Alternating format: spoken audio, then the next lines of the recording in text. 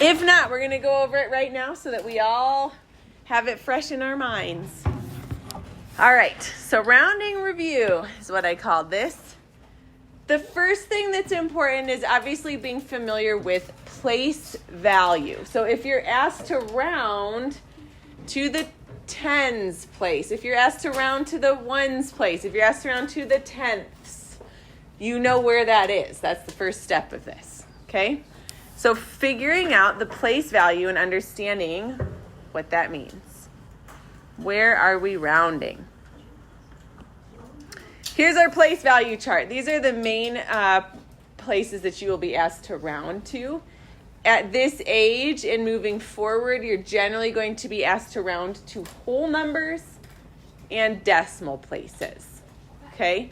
You'll be asked to round the nearest whole number or to decimal places. So the ones place will be the nearest whole number. The ones place. So if you're asked to the nearest whole number, you round to the ones place. All right, to the left of the ones place are tens and hundreds, right? We should know this. So if we have something like 127, the 1 is in the hundreds place, the 2 is in the tens place, and the 7 is in the ones place, right? Remember this? It's old school. Okay, now we go to the right of the decimal. That first spot to the right of the decimal is the tenths. Okay, when we get to the decimals, we just put a TH on the end. Tenths. Hundredths. And thousandths. You will probably not be asked to round farther than that, but the rules apply no matter where you're asked to round. So tenths, hundredths, thousandths. If we put numbers in there, we could do like 5, 4, I don't know, 1. Okay? Tenths, hundredths, thousandths. So knowing the place, if you're asked to round to the tenths place, you need to know that that's right here. Okay? If you're asked to round to the nearest whole number, you need to know that you're looking right here. That's where we're rounding, the number that we're going to round. If you're asked to round to the hundredths, you're looking here. So knowing the place value is the first step. Okay, so here we are. Since this is not a 6th grade skill, I pulled up a little helpful rounding rhyme for us to keep in our minds as we learn to round, or remember how to round, hopefully. The rounding rhyme. I don't know if there's like a million of them, but here's the one that I found. The rounding rhyme says, underline the place value and look next door. What? That doesn't sound... Next door. If it's 5 or above, add 1 more. That's crazy. If it's 5 or below, just ignore. It means we're looking to the right, okay?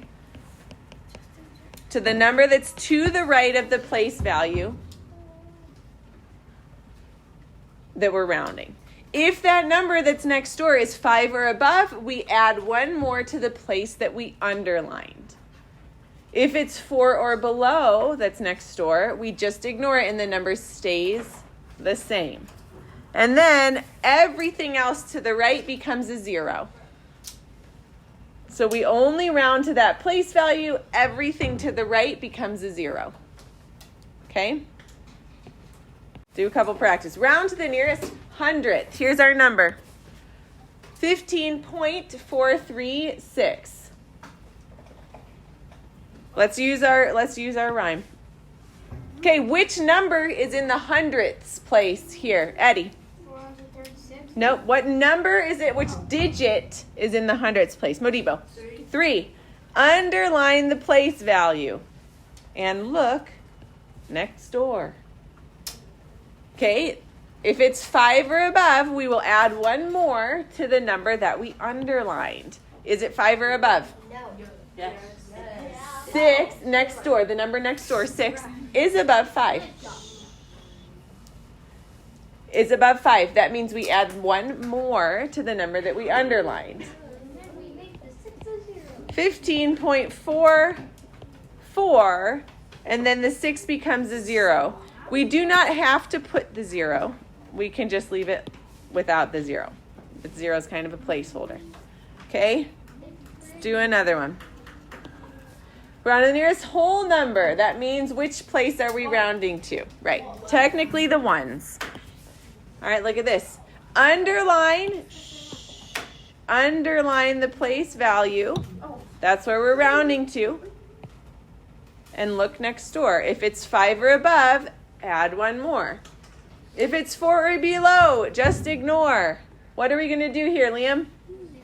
Just keep it a 5. Keep it a 5. We're just going to ignore it, everything else, and not change anything. Everything else to the right becomes zeros. Well, you don't need to put it. So do we need to put the zeros? No. No, this can just be to the nearest whole number, 15.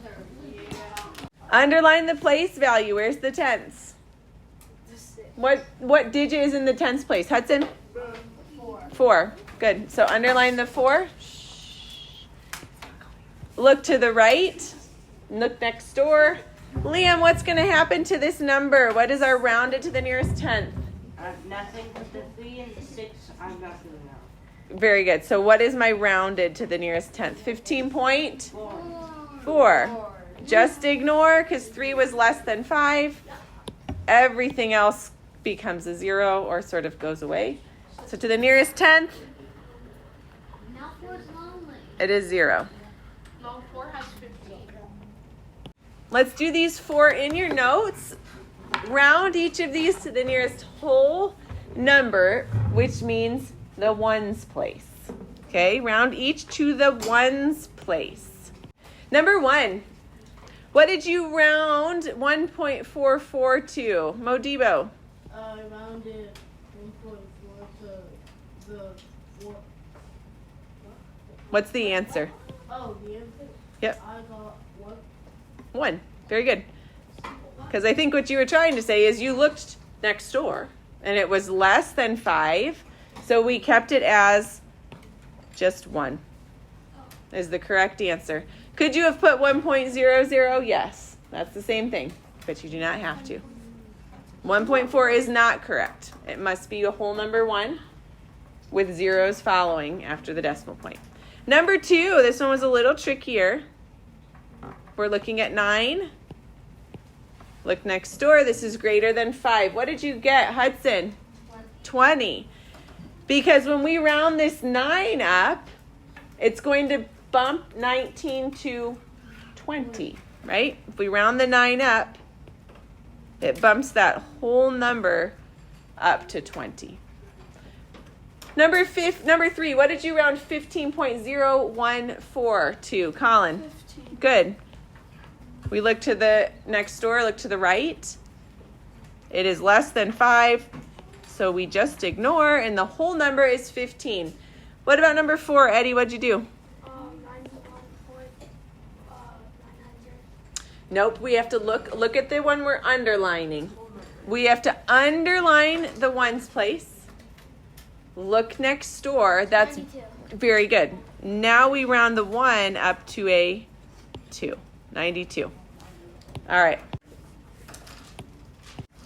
Okay, let's look at number 1. 8.236. Roger, what'd you get? 8.2. Very good. 8.2.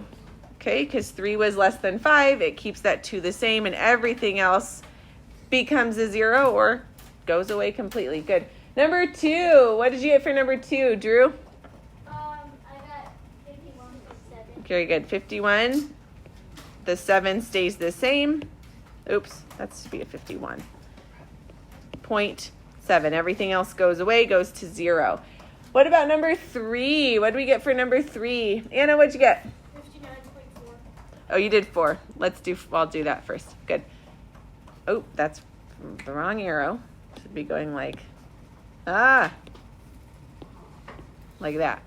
Okay, 59.4. That is correct for number 4.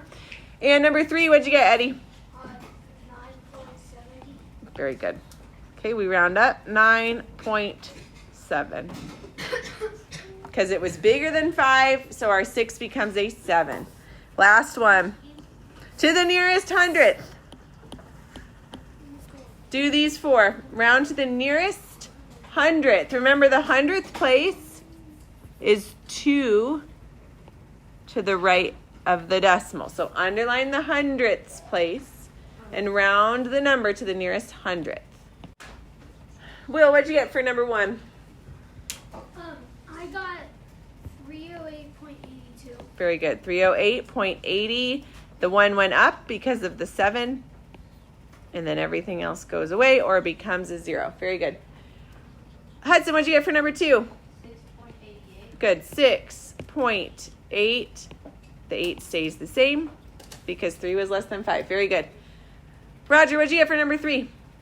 66.940. Good. 66.94 or 940. Very good. And last, Liam, what'd you get for number 4? 0.2. Yes. Do you guys see that?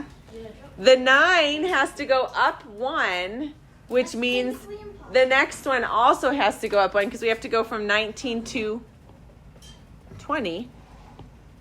And we don't have to put the 0. We can just say 0.2. All right.